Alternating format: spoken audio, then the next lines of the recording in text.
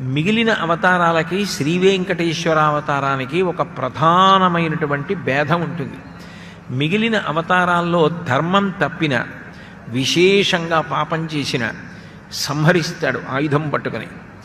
ఇక సంహార ప్రక్రియ యందు కోట్ల మంది యొక్క నెత్తురు ప్రవహింపచేస్తాడు. కురుక్షేత్ర సంగ్రామ భూమి యందు అర్జునుడికి సారథ్యం వహించి అధర్మాన్ని చీల్చి చెండాడేస్తాడు. కానీ ఒక్క వెంకటేశ్వరావతారంలో ఉన్న గొప్పతనం ఏమిటంటే చంపడు. ఎందుకు చంపడు అంటే కారణం ఒక్కటే. పూర్వం రాక్షసులకు రూపాలు ఉండేవి. కలియుగం దగ్గరికి వచ్చేటప్పటికి రాక్షసులకు రూపము లేదు. రాక్షసులు ఎక్కడుండాలి అంటే బ్రహ్మదేవుడి నిర్ణయం ఏమిటంటే మనుష్యుల యొక్క మనస్సుల యందు స్థానం ఇచ్చాడు. మీరు మనుషుల యొక్క మనసులో ఉండండి అని. ఏ మనుషుల యొక్క మనసులో కలిపురుషుడు ఉండలేడంటే